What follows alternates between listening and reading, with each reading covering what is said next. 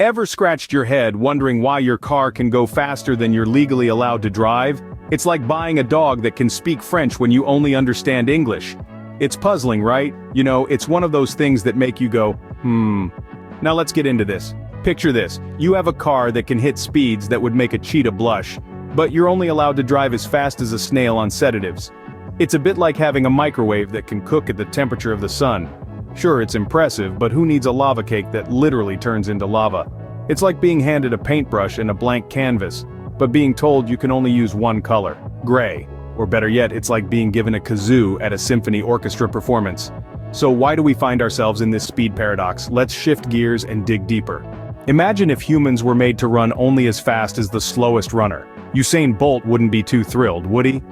Now let's shift our focus from humans to our four-wheeled friends, the cars. Cars, my friends, are a bit like superheroes. They have the capability to go really, really fast, but they need to keep their powers under wraps. You see, car manufacturers don't design cars to cruise at the speed limit. That would be like asking a cheetah to jog. No, cars are designed to perform their best at high speeds. Think about it this way, it's like making a chocolate cake. You don't just put in enough ingredients for one slice, right? You make the whole darn cake. Similarly, car manufacturers don't just design cars for city driving. They make them ready for the Autobahn, the Outback, the Sahara, and yes, even the occasional zombie apocalypse. But wait, there's more. Cars are also designed for high speeds because of marketing. Nobody dreams of owning a car that maxes out at 30 miles per hour. That's like dreaming of a world where pizza only comes in broccoli flavor.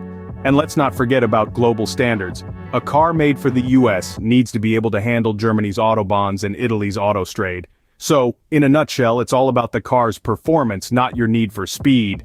Now, just because your car can sing like Mariah Carey in her prime, doesn't mean you should take it to the Grammys. Sure, your ride has the horsepower to rival that of a Greek god's chariot, but let's talk about why flooring the gas pedal isn't always the best idea.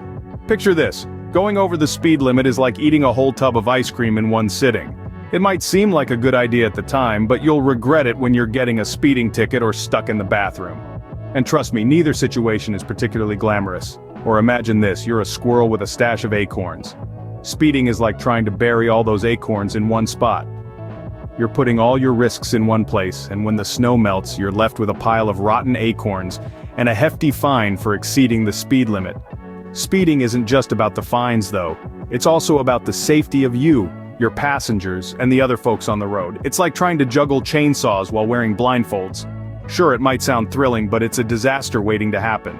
Remember, speed limits exist for a reason, like those do not eat packets in beef jerky bags. They're there for your safety, not to kill your vibe. So, we've learned that cars are built to go fast, just like how squirrels are built to hoard nuts. But that doesn't mean we should all start hoarding, right? Think about it, a car's ability to exceed the speed limit is like a dog's ability to speak French. Sure, it's possible, but is it practical? Would you trust a French-speaking dog to teach your kid French? Exactly, it's a hilarious thought, but not the brightest idea. Just because a car can outpace a cheetah doesn't mean it should. Speed limits, like calorie counts on chocolate bars, are there for a reason. They keep us safe, prevent accidents, and make sure we don't end up as the star of a real-life action movie.